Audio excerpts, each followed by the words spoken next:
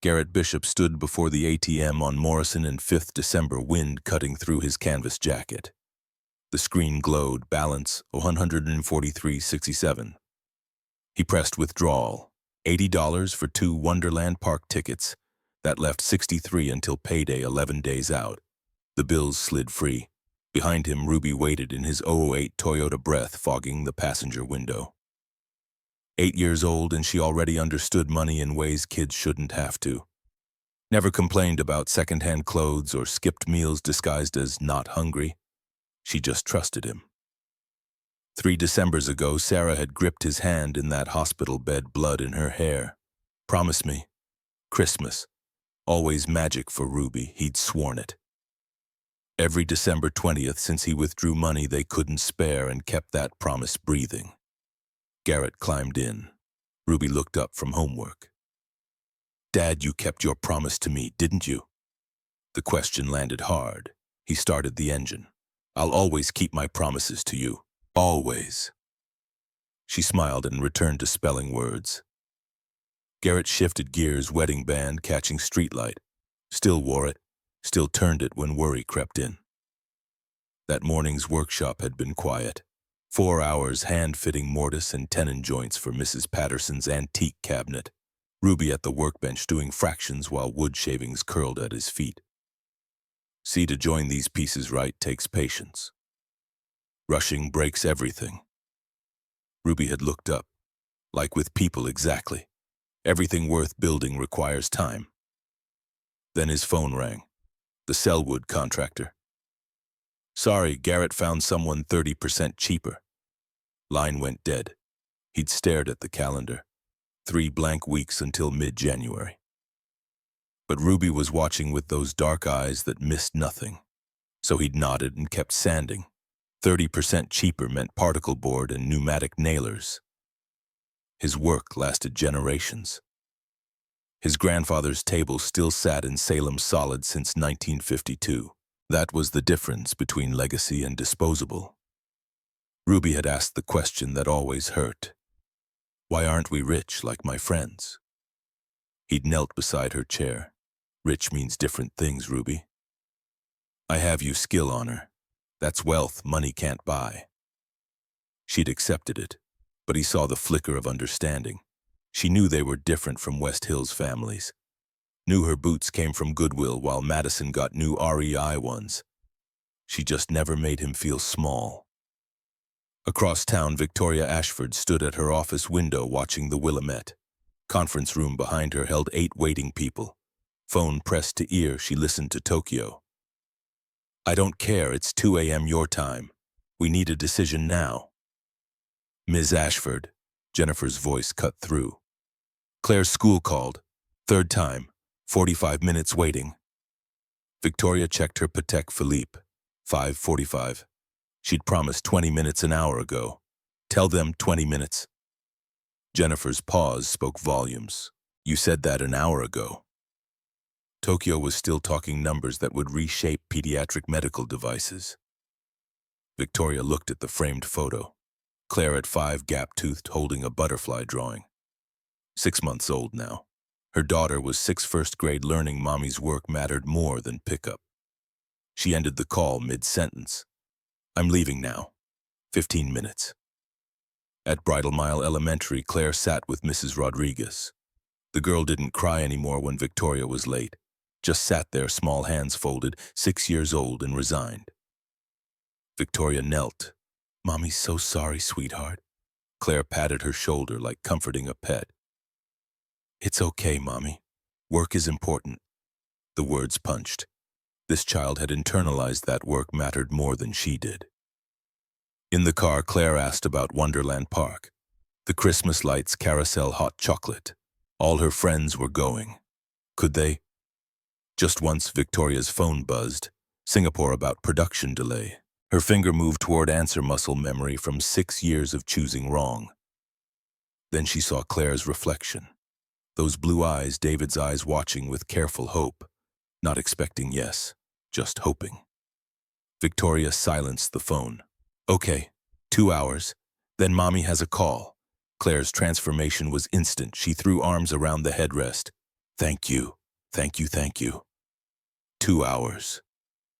Victoria could spare 120 minutes. Except 6 years of everything waiting had taught Claire that crumbs were gifts. The memory surfaced: David collapsing at mile 18, the hospital call, the doctor explaining massive cerebral hemorrhage. Claire, 3 months old in her carrier, $3 million in debt from David's failed restaurant, suddenly Victoria's problem. So she'd worked. 90-hour weeks, Claire with babysitters, 18 months barely sleeping. She'd landed Kaiser, then Providence, then Seattle hospitals. 2 years ago, they'd gone public. Debt evaporated, company soared, but somewhere she'd lost track of why. Lost track of the little girl she'd promised to protect. Victoria pulled into Wonderland at 7:15.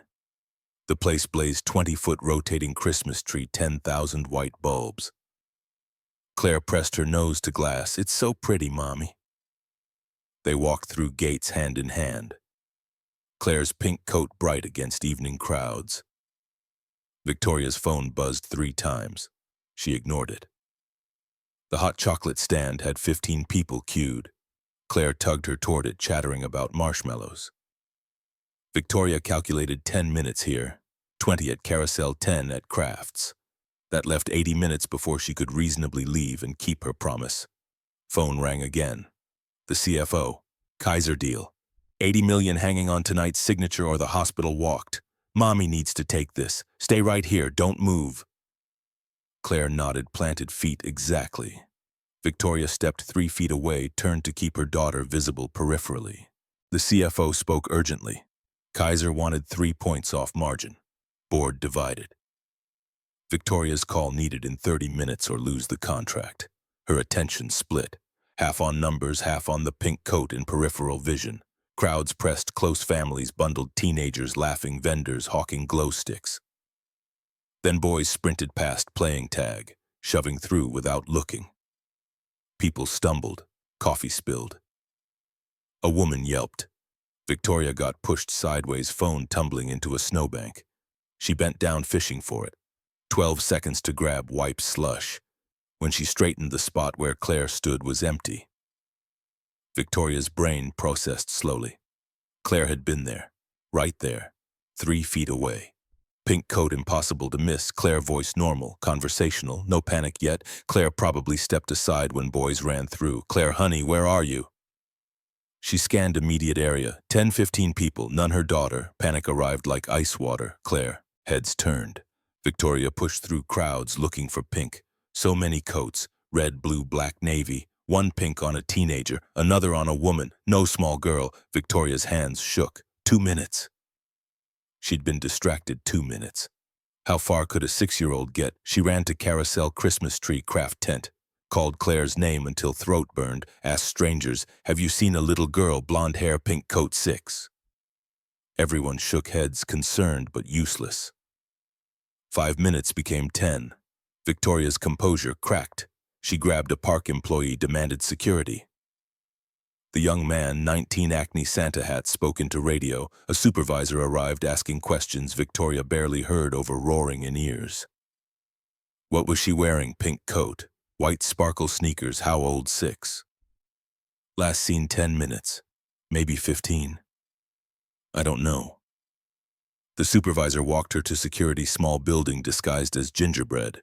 Inside, fluorescence washed out festivity.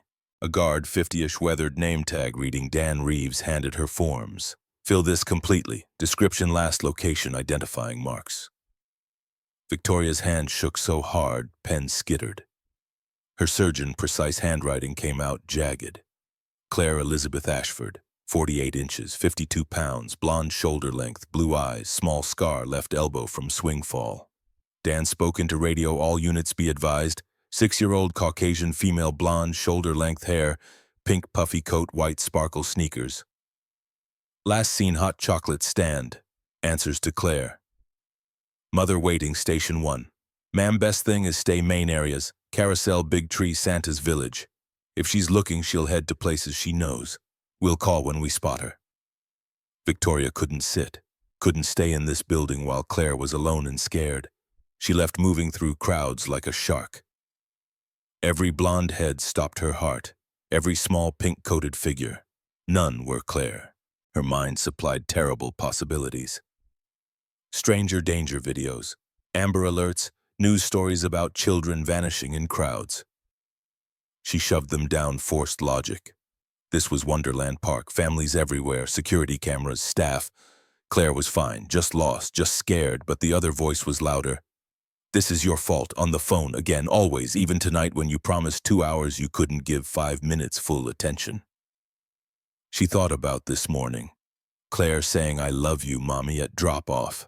Victoria responding, while reading Tokyo email. That was it. Last time she'd heard her daughter's voice. What if that was the last time Victoria stopped mid-walkway, people flowing around? She'd built a $2 billion company, negotiated deals that made board members sweat, stared down VCs and insurance executives and FDA regulators. But she couldn't find her own daughter in a Christmas park. Or maybe she'd never really tried to find Claire at all. Too busy building empires to build relationships, too focused on providing security to provide presence. A woman touched her arm. "Ma'am, are you okay?" Victoria realized she was crying. Actually crying, mascara running, middle of Wonderland Park. The woman looked concerned, grandmotherly. "My daughter. I lost my daughter." The woman's face softened. "Oh, honey, security will find her. Don't worry." But Victoria wasn't crying because Claire was lost in the park. She was crying because she'd been losing Claire for 6 years. Every late pickup, every missed play, every night Claire ate with Nanny while Victoria videoconferenced Shanghai. Claire slipping away inch by inch while Victoria was too focused on profit margins. Radio crackled. "Ms. Ashford, no sighting yet. Remain near carousel per protocol." Victoria wiped her face, walked toward carousel. Music played, tinny waltz horses rising and falling eternal. Families in line, children pointing at favorites. Normal for everyone except her. She pulled out her phone. 7 missed calls from board members. Text, the video's already viral. Someone had uploaded footage of her on the phone while crowds swirled. Victoria didn't care. Let them destroy her company. Fire her. Crater stock price. None meant anything if Claire was gone. Please. She wasn't sure who she prayed to. David was dead. God felt like a long shot, but she tried. Please let her be safe. I'll change, really change, quit, sell the company, anything. Just let my daughter be safe. While Victoria prayed, Garrett and Ruby arrived at Carousel. They'd spent an hour wandering, riding teacups twice because Ruby loved getting dizzy. Eating $8 churros because this was Christmas and he'd promised. Watching the light show where synchronized music made the gazebo pulse. Ruby wanted Carousel. Her favorite was the white horse with golden mane, third from front. She'd chosen it yearly since 5 when Sarah lifted her onto its back and whispered this horse's name. Was Snowflake, and he only appeared at Christmas for the bravest children. The memory didn't hurt as sharply now. 3 years had sanded edges. He could think about Sarah without drowning, remember her stories and laugh without wanting to disappear into grief. Ruby grabbed his hand. "Come on, Dad, before good horses are taken." Halfway there, something small and fast collided with Garrett's legs. A little girl, maybe 6, stood shaking. Blonde hair, wild pink coat askew, one shoe untied, face blotchy with tears, breath hiccuping. She looked up with eyes full of terror. Garrett's first instinct was step back. Strange man alone with crying child, he knew how that looked. But the girl was genuinely distressed and crowds flowed without stopping. No one was looking for her. No one running toward them shouting her name. He crouched, keeping distance, hands visible. "Hey there." "What's wrong?" The girl's mouth moved, but only sobs came. Ruby came around to face her 8-year-old face, serious. "Hi, I'm Ruby. Are you lost?" The girl nodded, tears spilling faster. "What's your name, Claire." "Okay, Claire. That's really pretty." Ruby looked at Garrett, uncertainty in her face. Unspoken. "What do we do?" Garrett scanned the area. No frantic parent calling, no security searching, just endless families enjoying their evening. Claire, I'm Garrett. This is my daughter, Ruby. Where's your mom? Claire's face crumpled.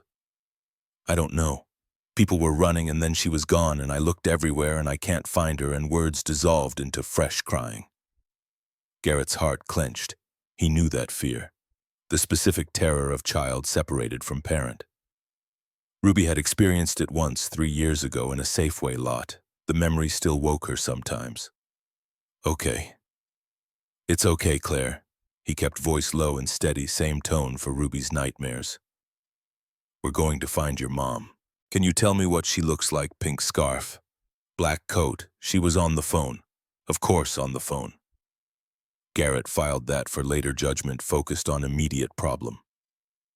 Ruby, can you hold Claire's hand? Ruby immediately took Claire's smaller hand. It's okay. My dad is really good at finding things. He once found my stuffed bunny in a whole moving truck of boxes. Claire looked at Ruby, then Garrett. Tiny bit of fear left her face. She still trembled, but something about Ruby's matter-of-fact confidence helped. Garrett stood, keeping both girls ahead. We need to get to security. They can help find your mom faster. He started walking girls ahead. Claire held Ruby's hand tight enough knuckles showed white. Ruby kept up steady, reassuring chatter about carousel horses, the white one with roses in mane, black one with golden hooves, dappled gray with ribbons streaming. After a while, Claire began asking questions about each horse, voice growing steadier. Crowds pressed thick, navigating toward security. Too many people, too much noise. Claire flinched every time someone brushed past. Garrett realized she'd probably been wandering through this chaos alone, getting bumped and jostled, calling for mother with no answer. How long? 10 minutes, 20. Claire stumbled over untied shoelace. Garrett caught her elbow before she fell. Wait a second. He knelt, tied her shoe properly, double knotted like he did Ruby's. Claire watched with enormous eyes. There, that'll hold. 20 feet further, crowd got too dense. Girls were short, people couldn't see them, kept accidentally cutting them off. Claire made small distress sounds when a large man nearly stepped on her. Garrett assessed. Security station still 100 yards away. This wasn't working. Claire, would it help if you could see better? I can put you on my shoulders. You can look for your mom from up there. Is that okay? Claire hesitated, looking at Ruby. Ruby nodded encouragingly. It's okay. My dad does that sometimes in crowds. You can see everything up there. Claire's scared nod was barely perceptible. Okay. Garrett lifted her carefully onto shoulders, way he'd done Ruby 1,000 times. Claire's small hands gripped his hair, not painfully, just holding on. You good up there? Tiny voice. Yes. Okay. You're my lookout now. You see a lady in black coat with pink scarf, you tell me. Deal, deal. They continued toward Carousel. Garrett had changed plans. Security station line had been 15 people deep earlier. Carousel was central, visible, well lit. If Claire's mother was looking, she'd come to obvious places. They'd wait there, keep Claire calm, let security work. This was the right call. Keep child safe and calm until parent showed. Ruby kept Claire distracted with stories. How their mom used to say carousel horses came alive at midnight and galloped through the park. How Snowflake was actually a unicorn hiding his horn during day. Claire listened, fear gradually fading. From his shoulders, Claire suddenly spoke. I was at hot chocolate stand with my mom. Then those boys ran and everyone moved, and when I looked, she was gone. Garrett absorbed this. Mother had been right there. Somehow in chaos they'd separated. It happened. Not necessarily Mother's fault, just bad luck. Except the phone detail nagged. Pink scarf, black coat on the phone. What kind of parent was on phone in crowded park with 6-year-old? He pushed judgment aside. Not his business. His business was keeping Claire safe until Mother arrived. They reached Carousel area. Garrett positioned them under large candy cane arch visible from multiple directions. He lowered Claire to ground, sat on nearby bench. Ruby sat next to Claire, showing her different horses as they rotated. That one's Snowflake, the white one with gold mane. I like that one. Claire pointed at Black Horse with silver hooves. That's Midnight. He's nice too. Garrett watched crowds, looking for woman in black coat with pink scarf, probably frantic, definitely calling her daughter's name. He saw plenty worried-looking mothers, but none searching with specific panic of lost child. 10 minutes passed. 15. Claire started crying again. Where is she? What if she can't find me? Garrett crouched in front of her, making sure she could see his face. Claire, your mom is looking for you right now. She's probably going to all places she thinks you might be. Security people are helping her. She will find you, I promise. The promise steadied her. Adult certainty gave children permission to believe things would be okay. Ruby added, yeah, and when she gets here, you should give her the biggest hug ever. I bet she's super worried. Claire nodded, wiping nose with sleeve. Garrett's radio, borrowed from passing security guard, crackled. All units continue search for Claire Ashford. Mother Victoria Ashford waiting station 1. So mother's name was Victoria Ashford. Garrett didn't recognize it, but the guard's tone when repeating suggested someone important, someone used to immediate results. Claire, your mom's name is Victoria, right? Claire nodded. Okay. Security knows where she is. This is good. We're doing great. Except 20 minutes had passed and mother wasn't here. Was she still at security station? Had security told her they'd found Claire, or just that someone reported a found child? Communication seemed muddled. Garrett stood trying to see over crowd towards security. Too many people. He couldn't leave girls alone, couldn't split them up. Just had to wait and trust the system. Claire tugged his jacket. Mr. Garrett, are you a good dad? The question hit sideways. Ruby answered before he could. He's the best dad. He always keeps his promises.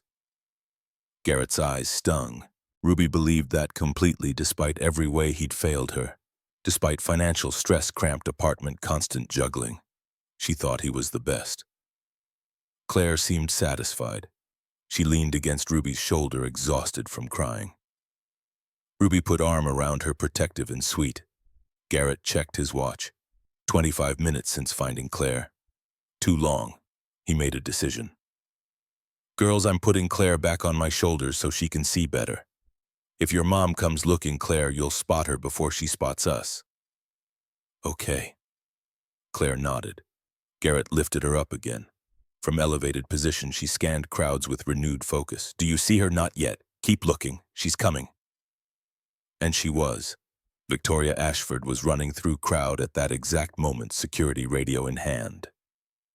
Heart-hammering ribs. Someone had radioed that child matching Claire's description was at carousel with adult male and another child, adult male, with Claire. Victoria's brain, already fractured by 30 minutes of pure terror, processed this worst possible way.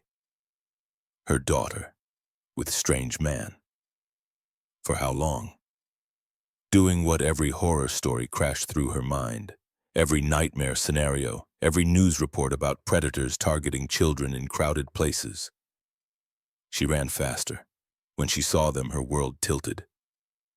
Tall man, broad-shouldered, worn canvas jacket. Claire on his shoulders, his hands on her legs, keeping her steady. And Claire was looking at something. He was pointing at his finger aimed toward light display, and she was smiling. While Victoria had been dying of fear, her daughter had been smiling with a stranger. Something snapped in Victoria's chest. Every rational thought evaporated, every bit of CEO training about staying calm and assessing before acting. Gone. Only primal terror remained, demanding action. Get away from her. Her voice cut through carousel music, through crowd noise, through everything. Garrett jerked around, eyes wide with shock. Victoria was already there, grabbing Claire, yanking her down from his shoulders with enough force. Claire cried out.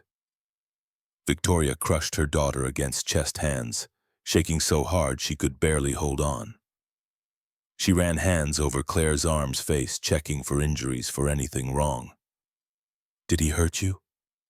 Did he touch you? Are you okay? Claire was crying now, scared by mother's intensity. Mommy, you're hurting me. Victoria barely heard. She turned on Garrett, all fear transmuting into rage. "Who the hell are you? What were you doing with my daughter on your shoulders?" Garrett had stepped back, hands raised in universal non-threat gesture. Face showed shock, confusion, hurt. Behind him, a little girl, Ruby, stood, frozen eyes huge and frightened. People were stopping, pulling out phones, someone definitely recording. Victoria didn't care. Her daughter had been with strange man for God knew how long, and she needed answers. "Ma'am, I can explain." "Don't you dare call me ma'am. You had my 6-year-old daughter on your shoulders. You were... What were you doing? Where were you taking her?" Garrett's jaw tightened. Victoria saw anger flash in eyes quickly suppressed. When he spoke, voice was deliberately calm, the kind that came from choking down fury. "I wasn't taking her anywhere. She was lost. She found me and my daughter. We were keeping her safe while waiting for you." "Keeping her safe by putting her on your shoulders like some kind of..." His voice sharpened. "She couldn't see over the crowd. I asked her permission first. We stayed right here by Carousel so you could find her easily." Mommy Claire's voice finally broke through.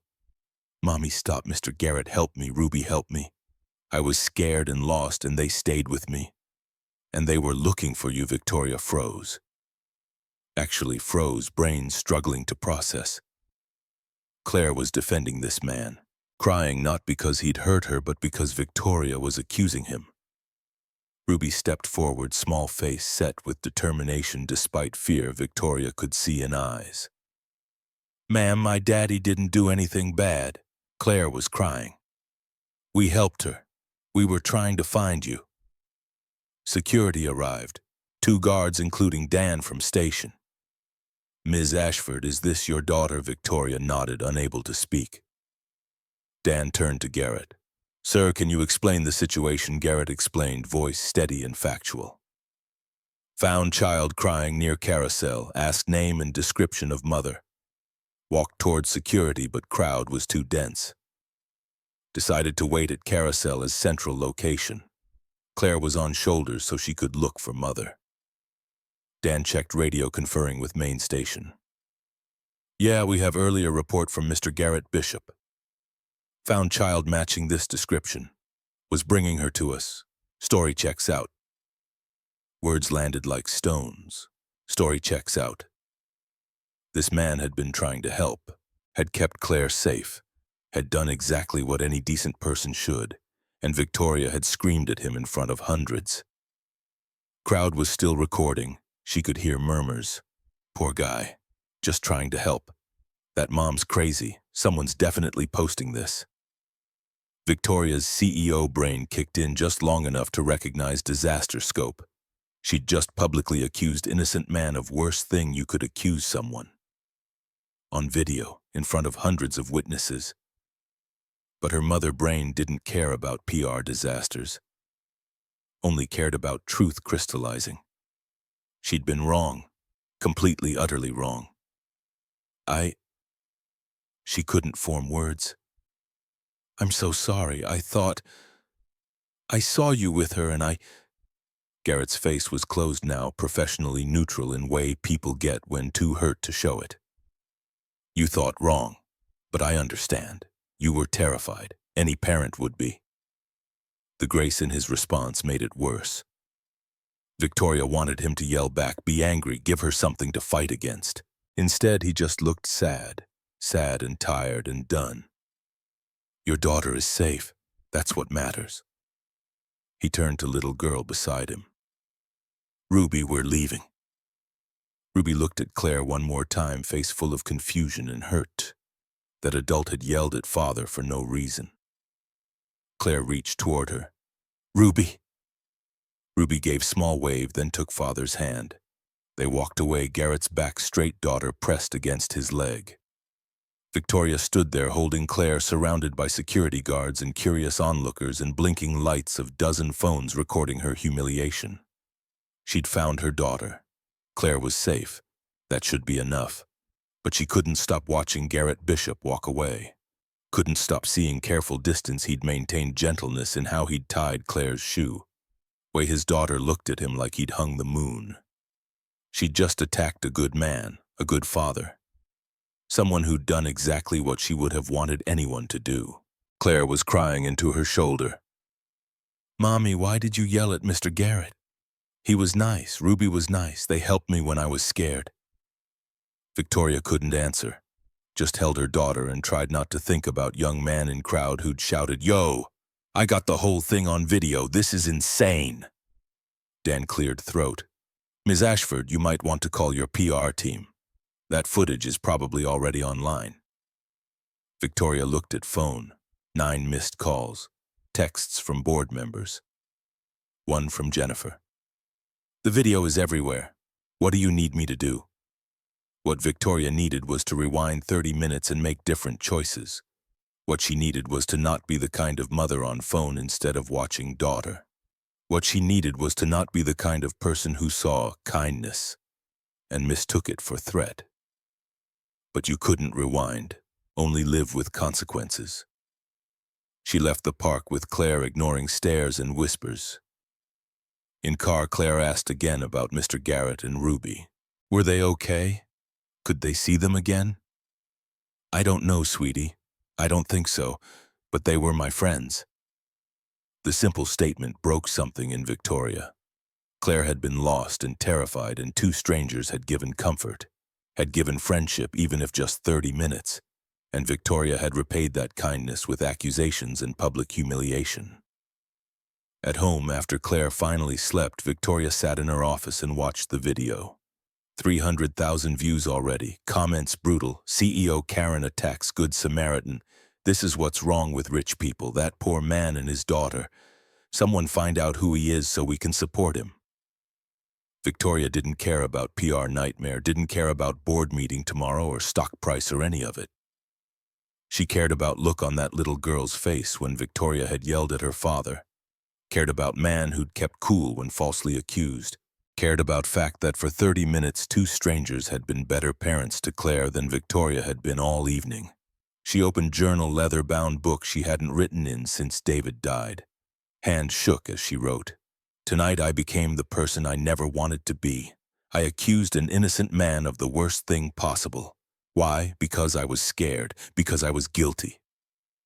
Guilty I wasn't there when Claire needed me. Guilty I was on the phone, again, always on the phone. That man, Garrett Bishop, was everything I'm not, present, patient, kind." His daughter looked at him with pure trust.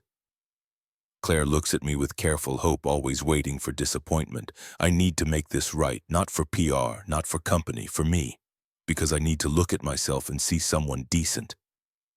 She called Jennifer at 11 p.m. "I need you to find Garrett Bishop. Address, phone number. Ms. Ashford, legally this might be complicated. I don't want to sue him. I want to apologize properly. Apologize." Face to face, Jennifer was quiet for a long moment. "I'll have information by morning." Victoria hung up, looked at Claire's bedroom door down hall. Her daughter was safe. That should be enough to sleep on. But when she closed eyes, she saw Garrett Bishop's face, saw hurt buried under professional courtesy, saw daughter Ruby confused and scared because adult had yelled at father for helping, and she saw fundamental truth she'd been avoiding 6 years. She'd built empire on foundation of neglect, had convinced herself financial security equaled good parenting, had measured success in dollars while daughter measured it in time and presence and attention. Tomorrow Victoria would find Garrett Bishop and apologize properly. Would look him in eye and admit she'd been wrong. Would try to make amends however she could. Tonight she would sit in expensive office in expensive house and reckon with cost of success measured only in money. Outside it started snowing. Real snow, not decorative park kind. Victoria watched it fall and wondered if Garrett Bishop was watching too in whatever modest home he and Ruby called their own. Wondered if he was angry or hurt or already moving on. Mostly wondered if person could really change after 6 years of being wrong kind of parent. If apologies meant anything backed by history of broken promises. She didn't know, but she had to try. Because for 30 minutes tonight, 2 strangers had shown her daughter more genuine care than Victoria had shown in weeks. And that truth, more than any viral video or PR disaster, was thing she couldn't escape. Morning light cut through Garrett's workshop window at 6:30 December 21st. He'd been awake since 4 hands busy with sandpaper on cherry wood that didn't need more sanding. Rhythm helped, kept his mind from replaying disaster on endless loop. Ruby appeared in doorway pajamas, hair tangled. "Dad, you okay?" He set down sandpaper, forced a smile that probably looked fake. "Just early start, kiddo." "Pancakes." She climbed onto her stool. "That lady was mean to you." "She wasn't mean, Ruby. She was scared." "There's a difference. She yelled at you in front of everyone. You didn't do anything wrong." The certainty in her voice that Father was blameless world had wronged him unfairly made Garrett's chest tight. 8 years old and already learning people could be cruel to good intentions. That doing right didn't guarantee fair treatment. "I know, but sometimes scared people don't think straight. They just react." Mrs. Ashford thought I might be hurting Claire. Once she realized I wasn't, she apologized. Not a real apology. Ruby's face held stubborn expression she got when she knew she was right. She just said sorry and left. She didn't mean it. Garrett had no response. Ruby was 8 but understood emotional authenticity better than most adults. She'd clocked Victoria's panic apology for what it was. Reflexive social nicety, not genuine contrition. "Let's make breakfast." Ruby followed to kitchen. "Dad, will we see Claire again?" The question landed harder.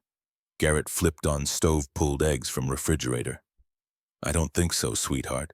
But I liked her. She was nice and she needed a friend. All her school friends aren't real friends."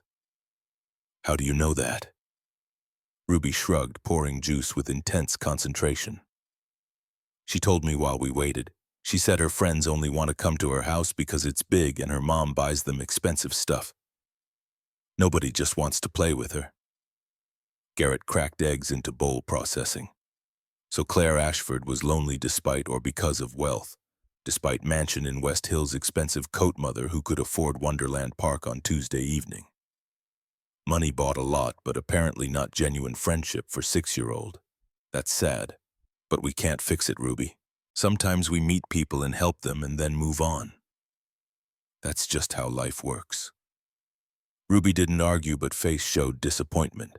She'd been excited about Claire, had talked whole drive home about how they both liked same carousel horse, knew all words to same songs, how maybe they could be best friends. Now Garrett had to explain that best friends didn't materialize from 30-minute crisis encounters. That gulf between their lives and Ashford's was unbridgeable, that sometimes kindness didn't lead to connection, just to viral videos and public humiliation. His phone buzzed on counter. Unknown number. He ignored it. Probably reporter video had his face. Internet was relentless about tracking people. Last night he'd received 17 messages from strangers offering everything from legal support to cash donations. He'd deleted them all. Phone buzzed again, then again. Garrett flipped it over, focusing on whisking eggs. Whoever it was could leave voicemail. After breakfast, Ruby settled with homeschool workbooks while Garrett returned to workshop. December 21st meant 4 days until Christmas. 4 days until anniversary of Sarah's death. 3 years and the date still carved him hollow. He pulled out cherrywood box he'd been building for Ruby's Christmas present. Keepsake box, dovetail joints, brass hinges he'd splurged on because they'd last lifetime. Inside lid he'd carved quote Sarah used to say, "The best things aren't things." Ruby would understand when older. For now she'd just appreciate having special place for rocks and feathers and other treasures she collected. Phone rang again. Same unknown number. Garrett grabbed it, ready to tell whatever journalist to go to hell. Mr. Bishop, woman's voice, professional but tentative. "This is Jennifer Park, calling on behalf of Victoria Ashford." Garrett's jaw tightened. "Tell Ms. Ashford I don't need her apology or her money. We're fine. It's not about money. She'd like to speak with you, to apologize properly, in person. She apologized last night. We're done. Mr. Bishop, please." "I know this is awkward, but she genuinely wants to make amends." Could you meet her somewhere public coffee shop tomorrow at 2? Numb firmness in his own voice surprised him. He wasn't usually hard-no person, but something about this triggered every protective instinct. Victoria Ashford was rich, powerful, connected. She'd humiliated him publicly, now wanted to feel better by apologizing privately. Well, he didn't owe her absolution. I understand. Jennifer's tone shifted, became more human. For what it's worth, I've worked for Ms. Ashford 4 years. Never seen her this genuinely upset. She's not trying to manage PR. She's trying to make something right. Garrett said nothing. Let silence stretch. Jennifer took breath. Claire hasn't stopped asking about Ruby. Wants to know if they can be friends. Ms. Ashford doesn't know how to explain that her behavior made that impossible. Mention of Claire shifted something in Garrett's chest. He remembered little girl's face when Victoria grabbed her down from his shoulders. Confusion, fear, then later crying because new friend was leaving and she didn't understand why. Ruby's sad too. Words came out before he could stop them. Then maybe they could see each other again. If you and Ms. Ashford could, I'll meet her. Tomorrow at 2. Morrison Street, coffee corner of 15th. 30 minutes, that's it. Thank you, Mr. Bishop. I'll let her know. Garrett hung up, stared at workshop wall calendar with its December blanks. What was he doing? He didn't owe Victoria Ashford anything. Didn't owe her chance to assuage guilt or repair public image or whatever this was really about. But he owed Ruby possibility of friendship. And if that meant sitting through awkward coffee with woman who'd accused him of attempted kidnapping, fine. He'd done harder things. Video had spread overnight. By Wednesday morning, Garrett Bishop trending on Twitter, 4 million views on TikTok, think pieces on parenting blogs about stranger danger versus village mentality. Garrett read none of it. He'd learned years ago that internet's opinion, good or bad, meant nothing compared to Ruby's opinion. Ruby thought he was best dad. That was only review that mattered. Thursday at 1:30, Garrett showered, changed into clean jeans and flannel shirt Sarah had bought 5 Christmases ago. Still fit, still held up. Quality fabric lasted. He told Ruby he had meeting, asked Mrs. Chen from next door to watch her an hour. Mrs. Chen, 70-something and sharp, gave him knowing look. Meeting with that fancy lady from video, how did you? Garrett, whole neighborhood saw. You're famous now. She clicked tongue. Rich people, always causing problems. She just wants to apologize. Mrs. Chen snorted. Rich people apologize when they want something. You watch out. Garrett drove to Morrison Street, parked 3 blocks away because cafe lot was full. Arrived at 1:57.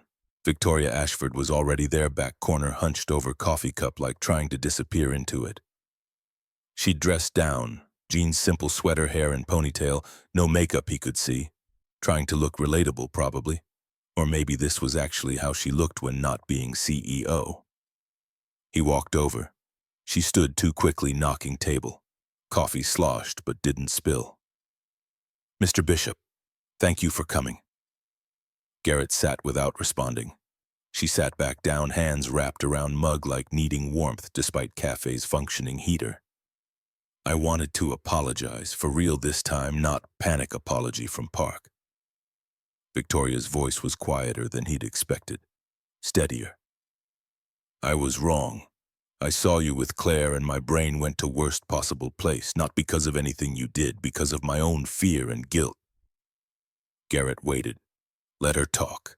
I've spent last 3 nights replaying it, watching that video over and over, seeing your face when I accused you, seeing Ruby's face. Victoria's hands trembled slightly. I attacked you for doing exactly what I'd want any decent person to do if they found lost child. I'm sorry. Genuinely, deeply sorry. Words sounded rehearsed but felt authentic. Garrett recognized difference. He'd heard enough hollow apologies from clients who damaged his work to know when someone meant it.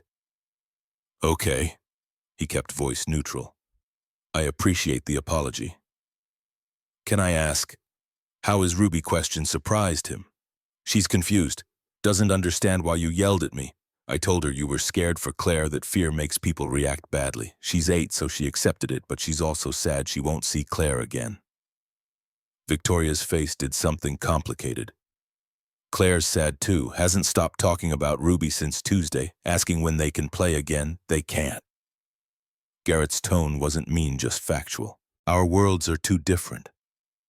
Claire would come to our place and see how small it is, how we can't afford things her friends have. Ruby would go to your place and feel bad about what we don't have. Kinder to just let it go. Victoria absorbed this, nodding slowly. You're protecting her self-esteem.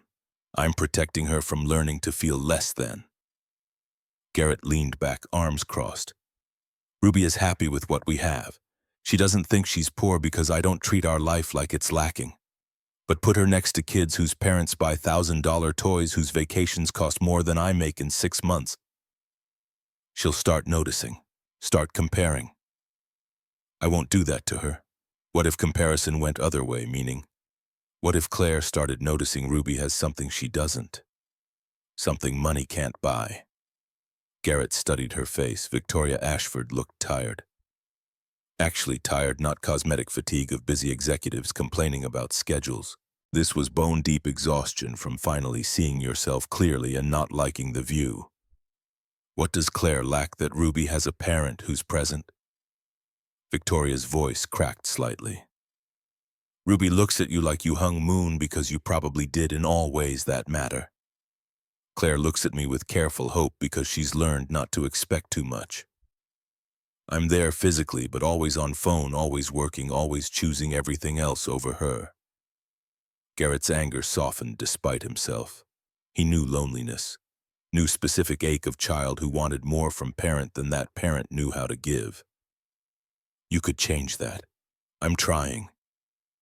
Victoria's hands moved to lap, twisting together. Since Tuesday, I've been home by 6 every day, eaten dinner with Claire, read to her, turned phone off, and she's suspicious.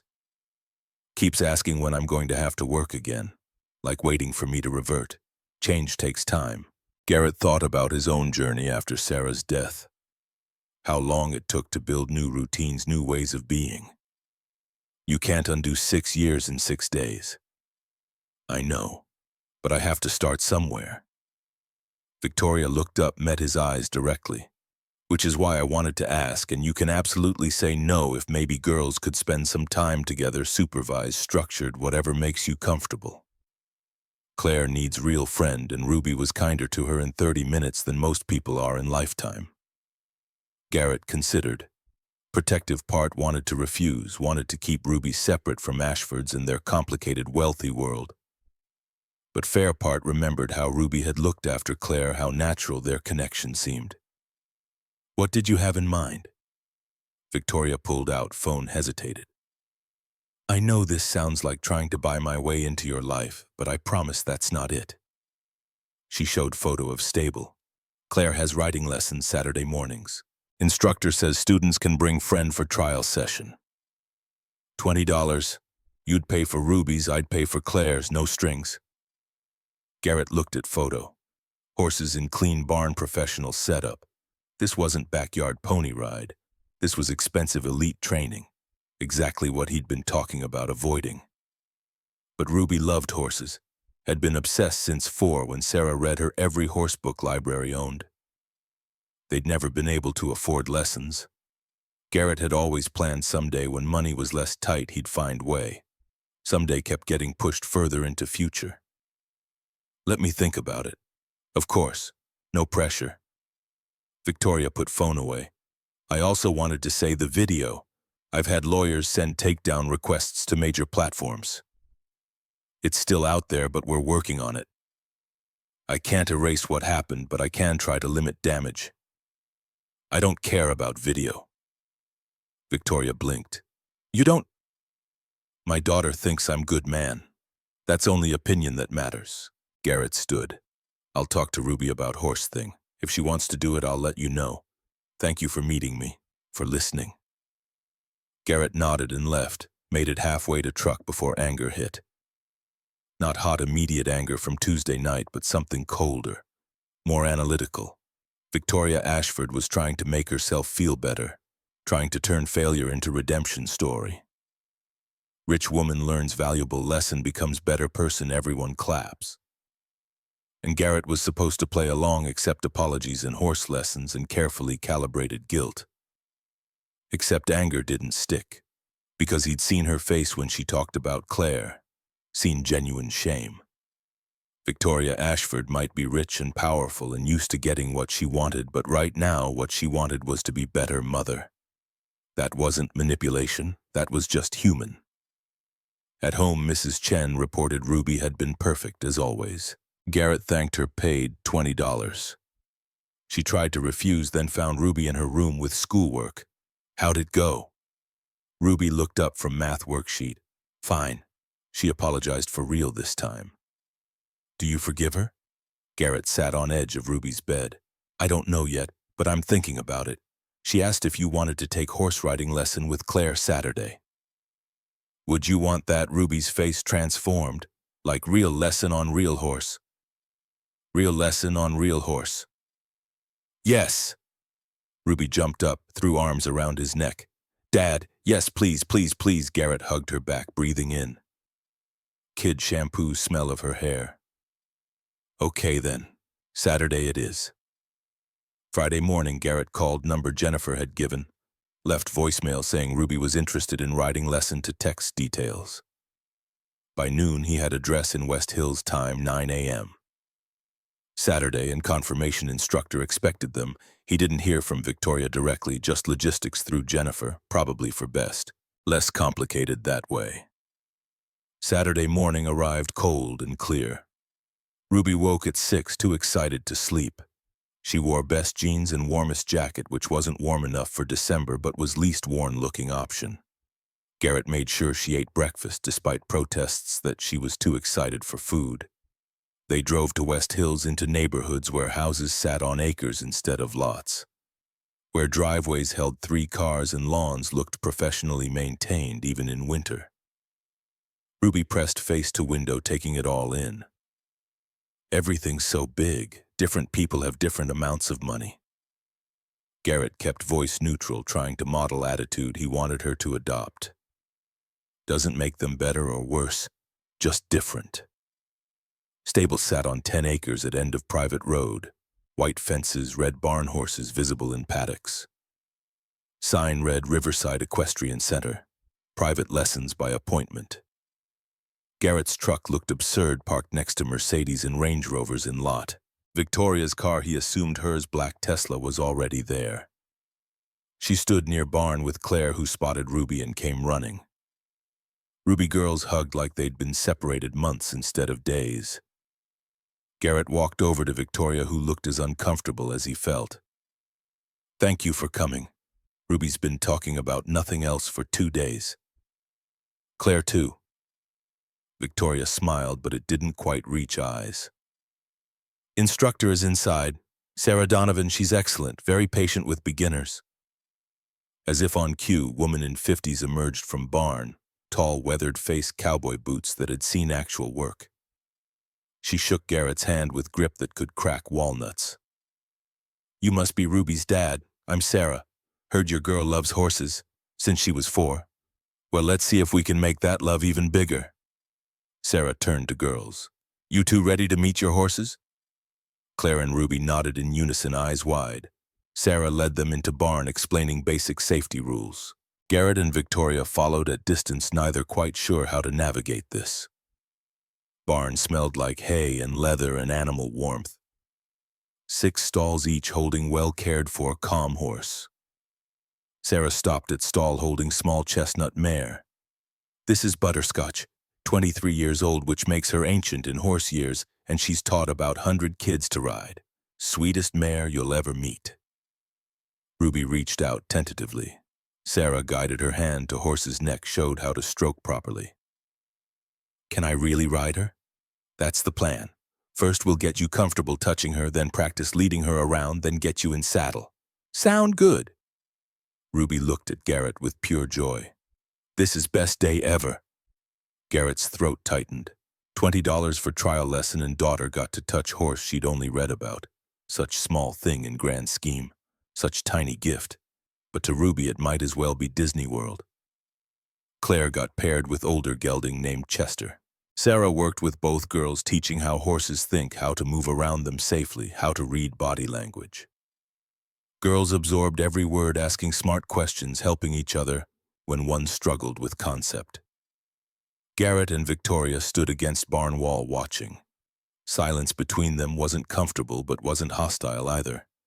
Just two parents watching kids experience something magical. After 20 minutes groundwork, Sarah brought out helmets and mounting block. Okay, who wants to try sitting on horse? Both girls' hands shot up. Sarah laughed, helped Claire up first, settling her in Butterscotch's saddle, adjusting stirrups. Claire's face showed concentration and delight in equal measure. Now just hold reins like I showed you. We're going to walk in circle nice and slow. Chester here is going to follow because he and Butterscotch are buddies. Sarah led horses in wide circle around paddock, both girls sitting tall, hands gripping reins with intense focus. Garrett pulled out phone, took picture Ruby on horseback, grinning so wide her face might split. Victoria did same with Claire. For a moment they were just two parents documenting children's happiness. Nothing complicated about it. After 30 minutes, Sarah brought horses back, helped girls down. They were both talking mile a minute, describing how it felt, how high up they were, how Butterscotch's ears swiveled to listen. You two are naturals. Sarah's praise made both girls beam. Same time next week, Claire and Ruby looked at respective parents with matching, pleading expressions. Garrett's first instinct was to say he couldn't afford weekly lessons, but then Victoria spoke. If it's okay with Mr. Bishop, I'd love to sponsor both girls through winter session. 8 weeks Saturday mornings. She caught Garrett's expression, quickly added, I'm not trying to overstep. I just thought instructor offers scholarship rates for promising students. $20 per lesson. I'd pay for both girls and you could consider it. I don't know. Payment for helping Claire when she needed it. Garrett's pride bristled. That's not necessary. Dad, please. Ruby grabbed his hand. Please, can we do it? I'll do extra chores. I'll help more in workshop. It's not about chores, Ruby. Garrett looked at Victoria. This feels like charity. It's not charity if I'm getting something out of it too. Victoria's voice stayed level. Claire needs friend. Ruby is that friend. I'm willing to invest in that friendship because it's good for my daughter. Horse lessons are just venue. Logic was sound, but still felt wrong. Felt like accepting handouts. Felt like admitting he couldn't provide this himself. But Ruby was looking at him with those eyes. Ones that still believed he could do anything, give her anything, make magic happen. And here was magic offered on silver platter. Who was he to refuse it out of stubborn pride? 8 weeks. After that, we reassess. And I pay for Ruby's lessons. I don't care if it's scholarship rate, I pay her share. Victoria looked like she wanted to argue, but caught herself. Okay. You pay for Ruby, I'll pay for Claire. Deal. Deal. Girls erupted in cheers, hugging each other, then respective parents. Sarah grinned, went to get paperwork. Garrett stood wondering what exactly he'd just agreed to and whether he'd regret it.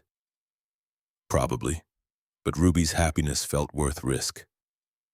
After they signed forms and scheduled next 7 weeks, girls begged for more time together. Could they get hot chocolate?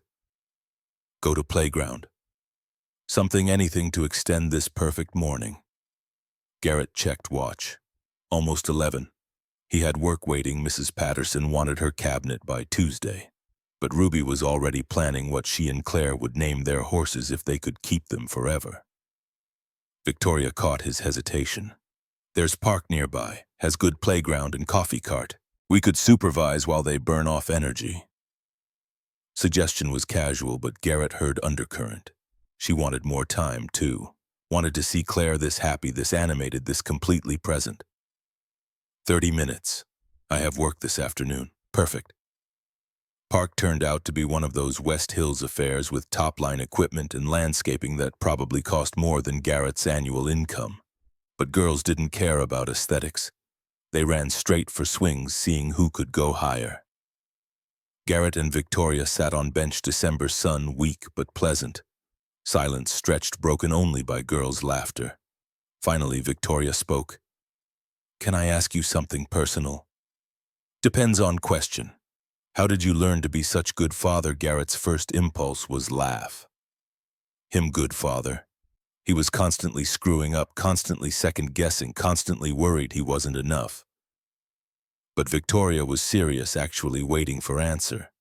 Trial and error. Mostly error. Ruby just forgives me a lot. That's not what I saw. Victoria watched girls swing in synchronized arcs. I saw a man who put scared child's needs before his own comfort, who stayed calm when attacked, who taught his daughter to be kind and brave. That's not trial and error, that's intentional parenting. Sarah used to say best gift we could give Ruby was presence, not presents. Presence. Garrett found himself talking about dead wife to this near stranger and couldn't quite stop. Be there. Pay attention. Show up for small moments because they're actually big ones. I don't always succeed, but I try. I've been doing opposite. Victoria's voice went quiet, choosing work over presence. Telling myself I'm building Claire's future when really I'm just avoiding present. It took losing her in that park to realize I've been losing her all along, just more slowly. You're here now. 4 days doesn't undo 6 years, no. But it's start. Garrett thought about his own journey after Sarah's death. How long it took to figure out single parenting, how many times he'd wanted to give up. Change is slow. You just have to keep showing up. They watched girls move from swings to climbing structure, working together to reach top. Claire was younger, smaller. Ruby helped her find footholds, waited patiently when Claire needed break. They'd known each other maybe 3 total hours, but already moved like team. Ruby mentioned Claire said her school friends aren't real friends. Victoria winced. Apparently she overheard me on phone with another parent, arranging playdate that was really networking. Claire asked me later why her friends' moms always want to talk to me about business. I didn't have good answer.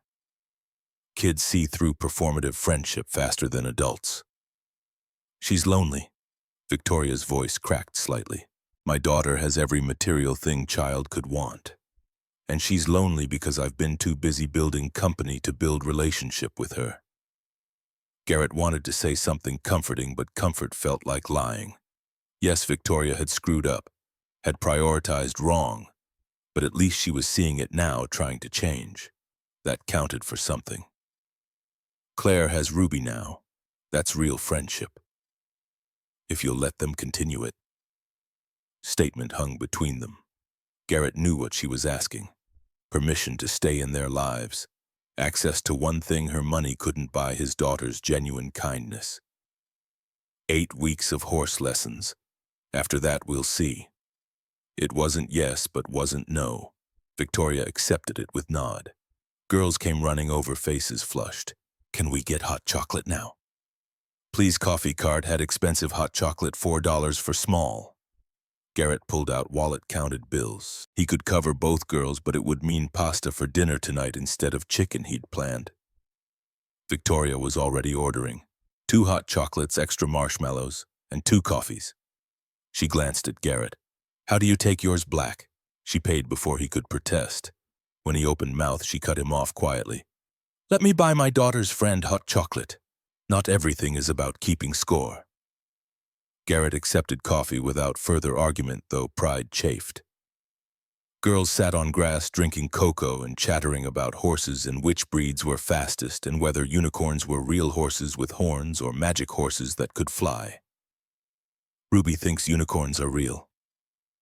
Claire was completely serious. She says if we believe hard enough, we might find one. Garrett smiled despite himself. Ruby had inherited Sarah's stubborn optimism. Belief that magic existed in ordinary world if you just paid attention. What do you think? Ruby asked Claire. Are they real? Claire considered with gravity of Supreme Court justice. I think maybe they used to be real, but they're sleeping now, waiting for right person to wake them up. That's good theory. Ruby nodded approvingly. We should look for them. In forest, where magic things hide. They started planning expedition complete with supply lists and maps they'd need to draw. Victoria and Garrett exchanged glances.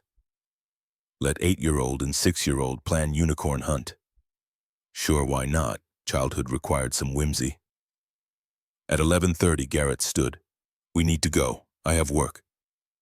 Girls protested but half-heartedly, worn out from riding and playing. They hugged goodbye, made Ruby promise to come to next lesson, made Claire promise to think about unicorns every day until then. In truck, Ruby was quiet for first 5 minutes. Then Dad. I really like Claire. I know you do. And I know you said our worlds are different, but it doesn't feel different when we're together. It just feels like friends. Garrett gripped steering wheel. You're right. It doesn't feel different. But world makes it different, Ruby. Claire has things we can't afford, lives in a way we don't. Eventually that might matter, or maybe it won't. Ruby's 8-year-old logic was infuriatingly sound. Maybe we can just be friends anyway. Maybe. Garrett didn't have heart to explain all ways wealth and class divided people. How even most genuine friendships could fracture under pressure of inequality. Ruby would learn soon enough. Let her have unicorn hunt first. Sunday and Monday passed in workshop solitude. Garrett finished Mrs. Patterson's cabinet delivered Tuesday morning, collected $200 that immediately went to bills. That left enough for groceries and gas until next job came through. Or didn't. December was slow. January might be slower. Tuesday afternoon, Ruby's school called. Fever needed pickup. Garrett left current project bookshelf for Selwood client and collected daughter who looked small and miserable in nurse's office. At home, he set her up on couch with juice and crackers and thermometer reading 101.3. Not dangerous, but not great. He texted Selwood client that bookshelf would be delayed. Got back terse response, fine, but I need it Friday. Friday was 4 days away. Doable if Ruby recovered quickly and Garrett worked nights. He could manage. Wednesday morning, Ruby's fever spiked to 102.7. Garrett loaded her in truck, drove to urgent care clinic he used because they worked on sliding scale 3-hour wait. Ruby dozed against his shoulder while daytime TV blared. Finally, doctor checked her. Strep throat, antibiotics, rest fluids, $50 copay, another $30 for prescription, $80 he hadn't budgeted. He drove home, got Ruby settled, started antibiotics. She'd be fine. Kids got strep, wasn't serious. But bookshelf deadline loomed and Ruby needed him and he couldn't split himself in two.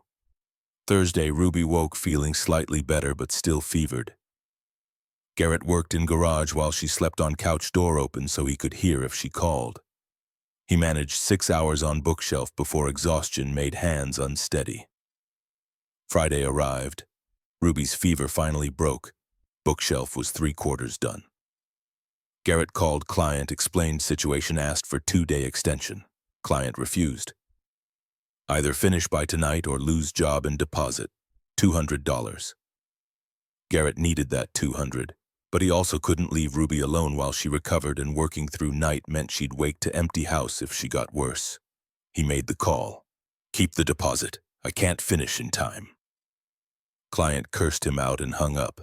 Garrett sat in workshop staring at unfinished bookshelf doing math. -200, -80 for medical. Plus 40 Mrs. Patterson paid. That left $70 short on rent.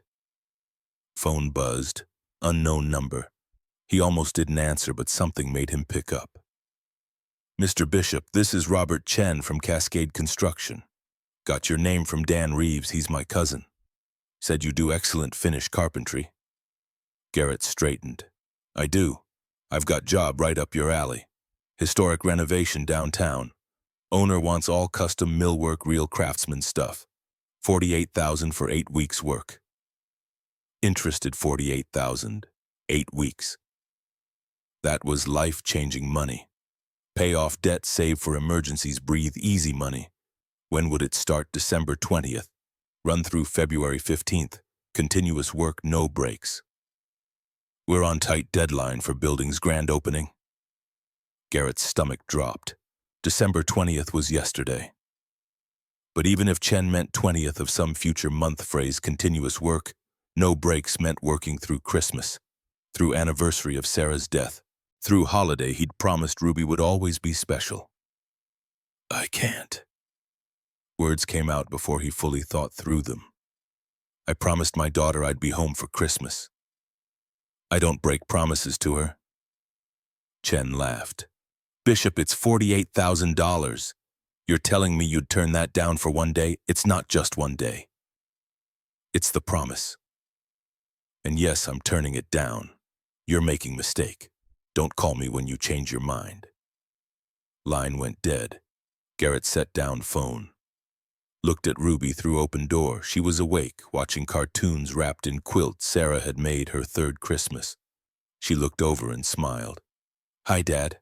Hi, sweetheart. Feeling better? A little. Will you come watch with me? Yeah, be right there. Garrett joined her on couch. Ruby snuggled against him, head on chest. Cartoon was something about talking animals learning life lessons. Ruby's breathing evened out, steady and trusting. $48,000. Garrett could have transformed their lives, given Ruby everything she deserved. New clothes, better food, maybe even computers she needed for school. Instead, he'd chosen Christmas, chosen presents over presents, chosen to honor promise to 8-year-old over financial stability. Sarah would have been proud. That thought should have been comforting. Instead, it just made him tired. Phone buzzed again. Not Chen calling back. Text from unknown number. This is Victoria. Jennifer gave me your number. Hope that's okay. Just wanted to check we're still on for tomorrow's writing lesson. Garrett looked at Ruby at quilt at workshop, visible through doorway where unfinished bookshelf sat, mocking his choices. He texted back, "We'll be there." Saturday arrived with cold that made metal sting bare skin. Garrett loaded Ruby into truck at 8:30, fever gone but energy still recovering. She clutched drawings she'd made for Claire, 2 stick figures on horses, rainbow arcing overhead. You think she'll like it? She'll love it. Drive to West Hills felt longer this time. Garrett's mind kept circling back to Robert Chen's offer. 48,000. Number haunted him like ghost of better choices. He could have said yes. Could have told Ruby they'd celebrate Christmas on 26th instead. She would have understood, or learned to understand. But understanding wasn't same as not being hurt, and Garrett had promised. Promises to children weren't suggestions. Victoria's Tesla was already in stable lot. She stood near barn entrance wearing riding boots that probably cost more than Garrett's truck payment. Claire bounced beside her, similarly outfitted. Both looked like they belonged in equestrian catalog. Ruby climbed out in second-hand jeans and borrowed helmet. Contrast was immediate and sharp. Garrett watched daughter notice it, saw shoulders draw in slightly. Then Claire ran over and hugged her, and Ruby's posture relaxed. I made you something. Ruby handed over drawing. Claire studied it with appropriate seriousness. This is us. We're on Butterscotch and Chester. Yeah, and that's Rainbow. We're going to ride over to find unicorns. We should hang this in barn. Claire looked at Mother. Can we? Victoria examined crayon drawing, something soft crossing face. Absolutely. We'll ask Sarah if there's good spot. Exchange was simple, kind even, but it highlighted everything Garrett had been trying to avoid. Claire's world had space for whimsy because she'd never had to worry about basics. Ruby's whimsy had to fit around financial reality. Gap between them was wider than any rainbow drawing could bridge. Inside barn, Sarah Donovan was mucking stalls. She straightened when they entered, wiping hands on jeans. Morning. You two ready to actually ride today? Both girls chorused, yes. Sarah led them to Butterscotch and Chester, already saddled and waiting. Lesson progressed smoothly, mounting, dismounting, basic rein control. Ruby had natural seat, Sarah noted, balanced and calm. Claire was more tentative but determined, refusing to give up when Chester tested her by stopping mid-circle. Garrett and Victoria watched from fence. Silence between them had become familiar, no longer awkward but not quite comfortable. I heard what happened. With construction job. Garrett's jaw tightened. How Portland's carpentry community is small. Word travels. 48,000 is life-changing money. It was. Garrett kept eyes on Ruby. Still is, but it would have meant working through Christmas. And you promised Ruby. I promised Ruby. Garrett turned to face her directly. You think that was stupid? Victoria was quiet for a long moment. I think it was something I've never done. Put my child ahead of opportunity, ahead of money and advancement and building something bigger. So no, I don't think it was stupid. I think it was brave in a way I don't know how to be. Admission sat between them, raw and honest. Garrett had expected judgment. Rich person telling him how he should have managed better, should have found compromise. Instead, Victoria looked at him with something like envy. Claire needs that. Victoria's voice dropped. Needs to know she comes first, not company, not board, not next deal, just her. So show her, I'm trying. But 6 years of patterns don't break in 6 days. Every time phone rings, instinct is to answer. Every email feels urgent. And Claire's watching, waiting to see if this version of me is real or temporary. Make it real. Victoria laughed without humor. Easy to say. Harder when your identity is wrapped up in being CEO, Victoria Ashford, woman who built unicorn from nothing. Who am I if I'm not that? You're Claire's mother. Isn't that enough? It should be. Words came out barely above whisper. It should be enough. Lesson ended. Both girls were flushed and grinning, already begging for next week. Sarah promised they'd work on trotting. Girls practically vibrated with excitement. Can we go to park again? Claire grabbed Victoria's hand. Please. Just for a little while, Ruby looked at Garrett with matching hope. He had no work waiting, no pressing obligations beyond general anxiety of unemployment, and Ruby was happy, properly happy in a way she hadn't been since before fever. 30 minutes. Park was less crowded than last week. December cold kept most families inside, but playground equipment was dry, sun weak but present. Girls ran for swings again, their preferred spot. Garrett and Victoria took same bench as before. This was becoming routine. He wasn't sure how he felt about that. Can I ask you something? Victoria's tone was careful. That construction job. Is money tight? Garrett's pride bristled immediately. We're fine. I'm not asking to be intrusive. I'm asking because Victoria paused. Choosing words carefully because I might have something. Not charity. Actual work. I don't need handouts. It's not handout. My company is renovating our main office. We need custom furniture for executive suite. Conference table, credenza, built-in shelving. I've seen 3 bids and they're all generic. Assembly line stuff dressed up with high price tag. I want something real. Something with craftsmanship. Garrett studied her face, looking for pity or condescension. Found neither. Just straightforward business proposition. You're offering me contract. I'm offering you chance to bid. If your work is as good as your reputation suggests, you'll get it. If not, no hard feelings. Victoria met his eyes. I need furniture.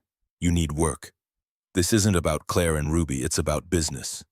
What's timeline? Design consultation next week. Installation by end of January. You'd work with our designer, build to spec, invoice on completion. Standard commercial contract. And if I say no, then I'll hire one of other bidders and get mediocre furniture. Your call. Garrett ran numbers mentally. Executive suite furniture meant real money. Could be 10-15,000 if he priced it right. Enough to cover rent through March, get ahead on bills, maybe even save something. But working for Victoria felt complicated. Like accepting more than just job. Like acknowledging debt he wasn't sure he owed. Let me think about it. Fair. Victoria pulled out phone, sent something. Just forwarded you project specs and timeline. Look them over. Let me know by Wednesday. Garrett's phone buzzed. He didn't check it. Couldn't quite bring himself to commit even that much. They watched girls for a while. Ruby was teaching Claire some complicated hand-clapping game, both laughing when they messed up sequence. Simple childhood joy untouched by adult complications. How did you do it? Victoria's question came from nowhere. Lose your wife and still be this present for Ruby. I lost David and used it as excuse to disappear into work. You lost Sarah and somehow became more present. Garrett didn't know how to explain difference. How grief for him had meant clinging tighter to what remained while Victoria's grief had sent her running from anything that reminded her of loss. I didn't have choice. Ruby needed me and there was no one else, so I figured it out. You had choice. You could have put her in more daycare, worked longer hours, built something to distract yourself. You chose her instead, because she's all I have. Garrett's voice roughened. Sarah's gone. My parents are gone. I've got Ruby and that's it. If I lose her not physically but lose her trust, her love, then I've got nothing. So yeah, I choose her every time. Not because I'm noble, because I'm terrified of being alone. Honesty surprised him. He didn't usually admit that fear out loud, but something about Victoria's raw questions demanded raw answers. I'm terrified too. Victoria watched Claire spin Ruby in circles until they both collapsed dizzy on grass. Terrified I've already lost her. That all my choices have added up to permanent damage I can't undo. You're here now, you're trying. That counts. Does it? Or am I just assuaging guilt while real patterns stay same, only one way to find out? Victoria nodded slowly, then checked watch. I should get Claire home. Lunch and then she has project due Monday. Girls protested departure but followed parents to parking lot. Ruby and Claire hugged goodbye, promising to text about unicorns.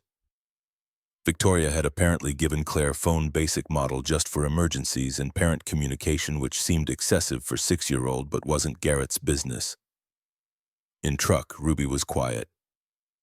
Then Dad, are we poor? Question hit like fist. Where did that come from? Claire has phone. And fancy riding boots, and her house is really big. I saw pictures she showed me. We don't have those things. Garrett pulled over into coffee shop lot, turned to face daughter. Ruby, we have different things than Claire. We have less money, yes, but that doesn't make us poor. Poor is not being able to eat or stay warm or have home. We have all those things, but we can't afford riding lessons without Claire's mom paying. Truth in that statement hurt. No, we can't, not right now. But that might change. And even if it doesn't, you're still learning to ride. Does it matter who pays? Ruby considered with usual seriousness. I guess not, but I don't want you to feel bad about it. I don't feel bad about what we have, Ruby. I feel proud. We make it work. We help each other. We keep promises. That's worth more than fancy boots. Ruby accepted this, nodding. Then, would it be okay if Claire and I are friends even though she's rich and we're not?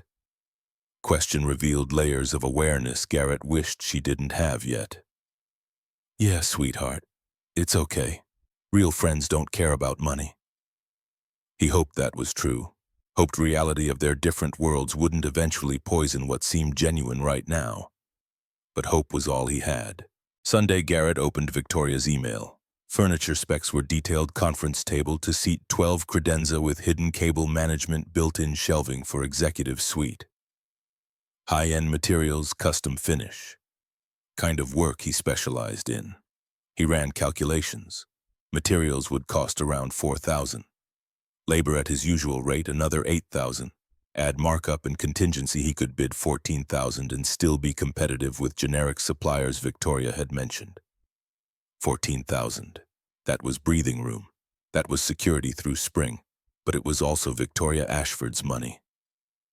Working in her office, seeing her daily becoming professionally entangled with someone who already occupied too much mental space because of Ruby and Claire's friendship. Monday morning, he called number Victoria had listed in email. Her assistant Jennifer answered. Mr. Bishop, Ms. Ashford said you might call. Can you come in for design consultation? When how's Tuesday at 2? Garrett checked calendar, empty except for Ruby's homeschool schedule. Works for me. Perfect. I'll send address and parking information. Tuesday arrived. Garrett wore cleanest jeans and button-down shirt he saved for client meetings. Drove downtown to Glass Tower that probably cost more than his entire neighborhood. Parked in visitor parking that felt wrong for truck this old and climbed to 25th floor. Office screamed money. Glass walls, modern art employees in designer business casual. Garrett felt immediately out of place in work boots and off-rack shirt. Receptionist directed him to conference room where Victoria waited with woman in 30s holding tablet. Garrett, thanks for coming. This is Amanda Chen, our interior designer. She'll walk you through vision. Amanda shook his hand with professional warmth and launched into presentation. Clean lines, natural materials, functionality meeting aesthetics. She showed concept drawings that were honestly beautiful, understated elegance without pretension. This is your vision, Garrett addressed Amanda directly. Collaborative effort. I designed it. Ms. Ashford approved it and you'd build it, assuming you're interested. I'm interested. Let me take measurements, work up detailed bid. I can have numbers to you by Friday. Perfect. Amanda handed him folder with specs and key ad drawings. Everything you need is here. Questions, my numbers on cover sheet. Meeting lasted 20 minutes, professional, straightforward. Victoria stayed mostly quiet, letting Amanda run presentation, but Garrett felt her watching him, measuring something beyond carpentry skills. After Amanda left, Victoria walked him to elevator. So, think you can do it? I can do it. Question is whether you want to hire me or if this is elaborate charity. Victoria's expression hardened. If I wanted charity, I'd write you check. I want quality furniture built by someone who understands craftsmanship. Your bid competes with 2 other contractors. Best price and portfolio wins. That's business. Fair enough. Elevator arrived. Garrett stepped in, then Victoria blocked door from closing. One more thing. This weekend is Christmas Eve. I'm hosting small dinner, just family. Claire asked if Ruby could come. You too, obviously. Garrett's instinct was immediate refusal. Christmas Eve was sacred, anniversary of Sarah's last conscious day. He always spent it alone with Ruby, quiet and reflective. But Ruby had mentioned wanting to see Claire, had asked multiple times if they could have playdate outside riding lessons, and Christmas Eve with Claire would be better than Christmas Eve dwelling on death. What time? 4 o'clock. Nothing fancy, just dinner and letting girls play. I'll check with Ruby. Door closed. Garrett descended 25 floors, wondering what exactly he was doing. Getting pulled into Victoria Ashford's orbit clearly. Whether that was good or dangerous, he couldn't yet tell. At home, he mentioned dinner invitation casually. Ruby's face lit up like Christmas itself. Can we? Please, it's Christmas Eve, Ruby. Usually I know, we remember Mommy, but we could remember her and also have dinner with friends, right? Mommy would want us to have friends. Logic was sound and heartbreaking. Yeah, Mommy would want that. Ruby hugged him so hard ribs hurt. This is going to be best Christmas ever. Garrett hoped she was right, feared she was wrong. Christmas hadn't been best since Sarah died. It had been endured, survived, made magical for Ruby despite Garrett's internal wreckage. Adding Victoria and Claire to that fragile equation felt like inviting chaos into ritual. But Ruby was happy, and Garrett had learned her happiness outweighed his comfort every time. Wednesday, he sent Victoria his bid. $14,000 for everything, itemized breakdown included 6-week timeline. Professional and competitive. Jennifer confirmed receipt within hour. Thursday, Victoria called directly. You got job. Against other bids. Against other bids. Yours was middle price, but portfolio you sent sealed it. That dining table you built last year? Exactly aesthetic we want. When can you start after New Year's? I'll need to order materials, get everything staged. Perfect. Contract will be ready Monday. Jennifer will coordinate logistics. Thanks. Garrett. Victoria's voice shifted. This isn't charity. You earned this. I know, but he wasn't entirely sure he believed it. Friday. Garrett took Ruby Christmas shopping with money he didn't quite have yet, but would once Victoria's contract was signed. They hit dollar store Goodwill discount craft shop. Ruby picked supplies to make Claire gift embroidery floss, for friendship bracelet beads, for matching necklace. What about for Ms. Victoria? Garrett hadn't thought that far. What do you give someone who could buy anything? I don't know, Ruby. What should we get her? Ruby considered seriously. Something you make. Like you make furniture, make her something. Suggestion was pure Ruby logic. Garrett didn't have money for expensive gifts, but he had skill. He could build something small, meaningful. Box, maybe. Simple dovetails, nice finish. Nothing extravagant, but well-crafted. Good idea. I'll make her box. For what? Whatever she wants to keep safe. That night, after Ruby went to bed, Garrett worked in garage.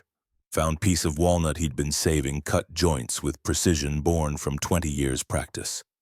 By midnight, he had basic box-assembled joints so tight they'd last generations. By 2 a.m., it had first coat of oil finish bringing out wood's grain. He worked through pain and back exhaustion, making vision blur. This was meditation. This was prayer. This was only way he knew to communicate worth without words. Saturday's riding lesson found both girls confident enough for trotting. Sarah praised their progress, said they were ready to start learning proper posting. Ruby glowed under attention. Claire matched enthusiasm, two of them feeding off each other's joy. Afterward, they went to park again. This time, Garrett brought friendship bracelet materials. Girls sat on grass weaving patterns while adults supervised from bench. Next week is Christmas. Victoria's tone was casual, but Garrett heard tension underneath. Claire's been talking about it non-stop. Usually we just open presents and eat catered food. She's never been this excited before. Ruby's same. Usually it's quiet. Just us. This will be different. Good different. Garrett watched Ruby show Claire how to tie off bracelet ends. I hope so. What did you usually do? Before Sarah died, we'd go to midnight mass even though we weren't particularly religious. Then home hot chocolate, open one present. Christmas morning was chaos. Sarah went overboard on gifts. She loved it. Whole production. After she died, I kept it simple. 1 or 2 meaningful presents.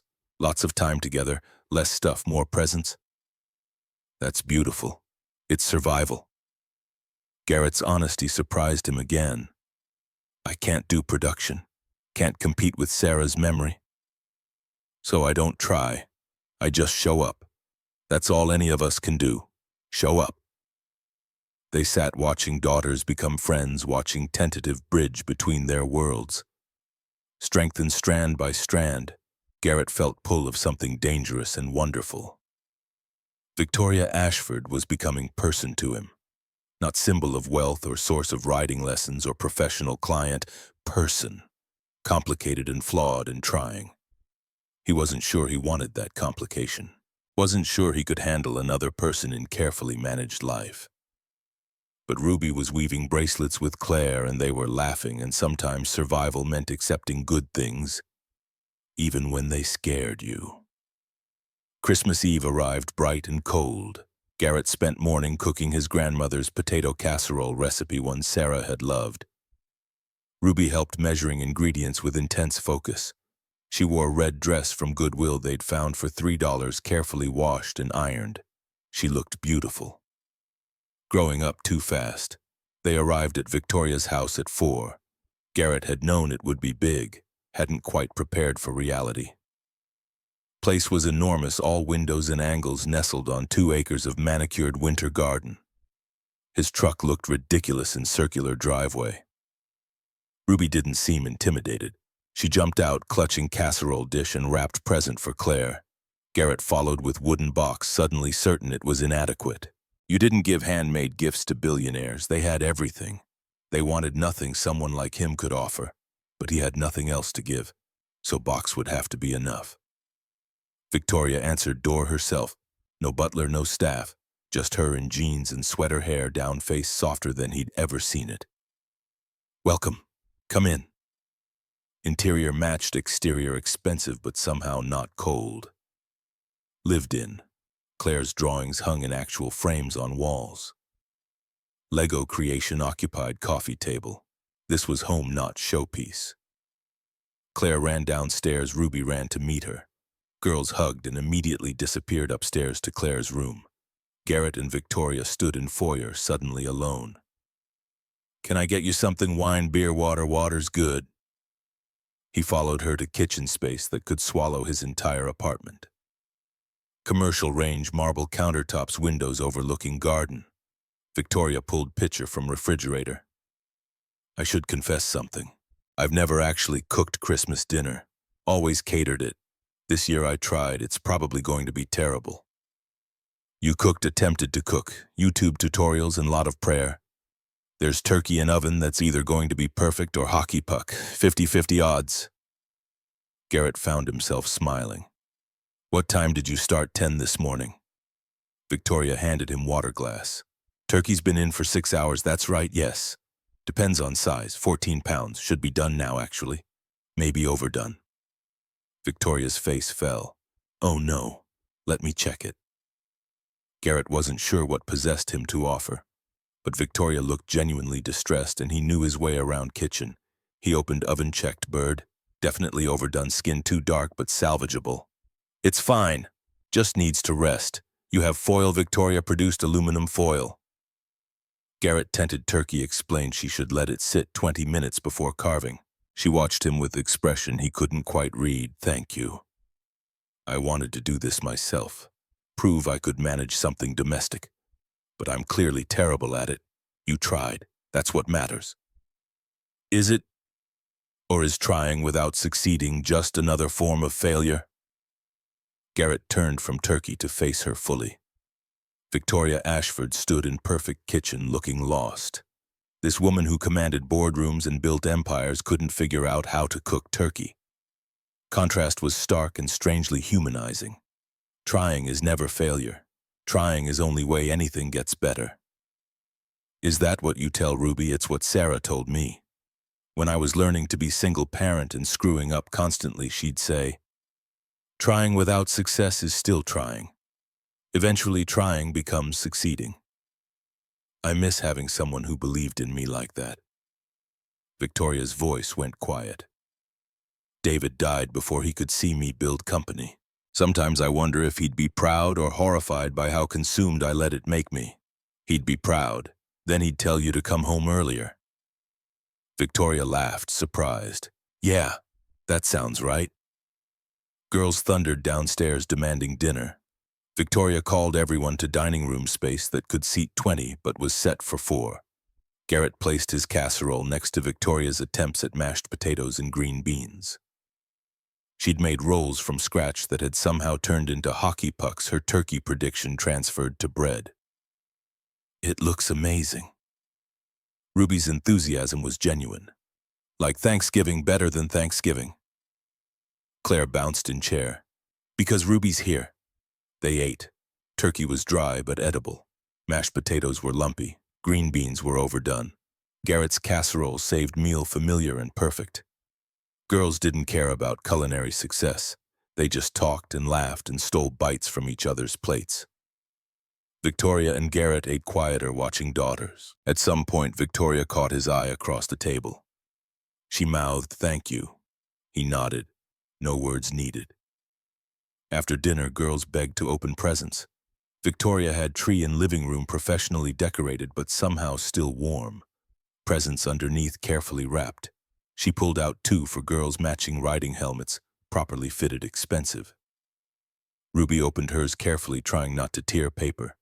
Her face lit up. This is for me, really mine, really yours, for all your lessons. Ruby threw arms around Victoria with unself-conscious gratitude. Thank you, thank you, thank you. Claire opened hers with more enthusiasm, paper shredding everywhere. She hugged Mother. This is best present ever. Ruby produced handmade gifts. Friendship bracelet for Claire, beaded necklace for Victoria. Both were imperfect, clearly child-made, and both recipients treated them like treasures. Claire put bracelet on immediately. Victoria fastened necklace and didn't take it off. I have something for you. Ruby handed Victoria wrapped box. Dad made it. Victoria looked at Garrett with surprise. You didn't have to. It's just box.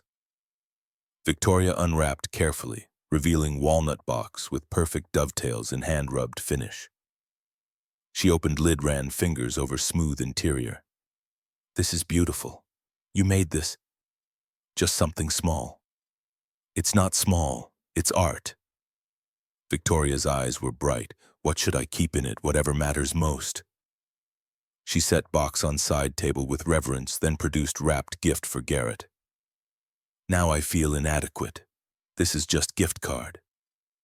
Garrett opened it. Home Depot, $500. His throat tightened. This is too much. It's standard contractor gift. You're building my furniture. I'm giving you materials budget. Business, but they both knew it was more than that. Ruby and Claire asked to watch Christmas movie. Victoria set them up in media room with hot chocolate and popcorn. Garrett and Victoria cleaned up dinner, working in kitchen side by side. This was nice. Victoria's statement was simple but weighted. Having people here, not being alone. You're usually alone on Christmas since David died. I'd go to company parties, then come home to Claire asleep and house empty. This is first Christmas that's felt like holiday instead of just date. Same. First Christmas since Sarah that hasn't felt like memorial service I'm hosting for one. They finished dishes. Girls' laughter echoed from other room. House felt alive in way Garrett suspected it usually didn't. Can I ask you something personal? Victoria dried hands on towel. That day you turned down construction job. Do you regret it sometimes? When I'm counting money for rent, yeah. But then Ruby smiles at me and I remember why I did it. So no, not really. I've spent 6 years chasing success, building something bigger. And I'm standing here on Christmas Eve realizing I've succeeded at everything except what actually matters. You make better choices than I do. I make different choices. Doesn't make them better. They make Ruby happy, secure, loved. Claire has everything except security that I'll be there. That's failure, Garrett. Spectacular, well-compensated failure. So change it. I'm trying. But what if it's too late? What if I've already broken something I can't fix? Garrett thought about Sarah's death, about absolute certainty. His world was over. About rebuilding anyway because Ruby needed him to. You're not broken. You're just learning what you should have known all along. Which is that the best things aren't things. Victoria smiled sadly. Ruby's box. Sarah's quote. Yeah. They stood in kitchen closer than professional distance required. Garrett could see gold flecks in Victoria's eyes he'd never noticed before. Could see vulnerability under carefully maintained competence. He should step back. Should maintain boundaries, should remember she was client-complicated connection through daughters, nothing more. But she looked at him with something that might be hope or might be longing or might be just shared understanding of two broken people trying to build something better. Movie ended. Girls came running back demanding game. They played charades until 8, laughing at terrible acting and creative interpretations. Ruby yawned. Garrett checked watch. We should go. School tomorrow.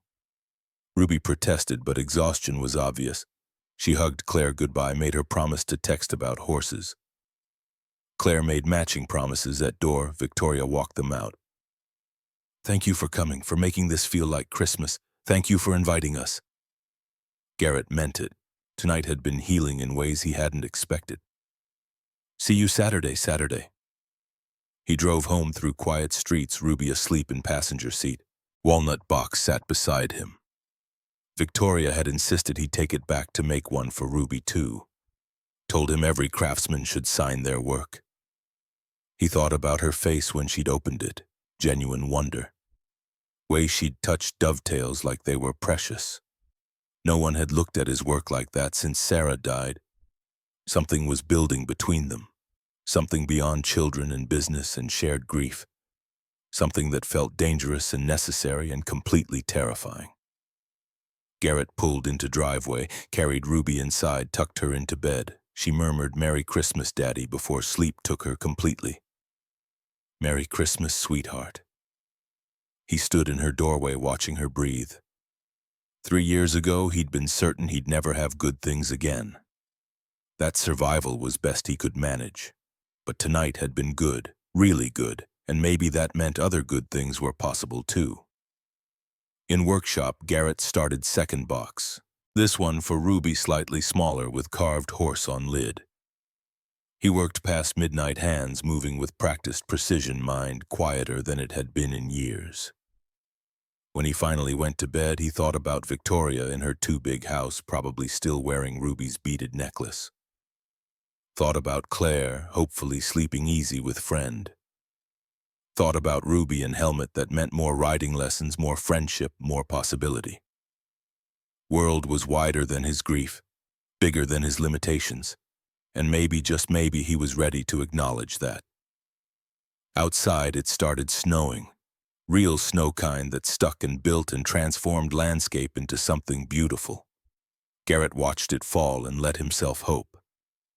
Hope that this Christmas marked turning point. Hope that trying might finally become succeeding. Hope that best things really weren't things but people you chose to share them with. Tomorrow would bring new challenges. Bills still needed paying. Work still needed doing. But tomorrow was tomorrow. Tonight he'd had Christmas, real Christmas, with laughter and friendship and tentative beginning of something he couldn't quite name but didn't want to lose. That was enough. More than enough. That was everything.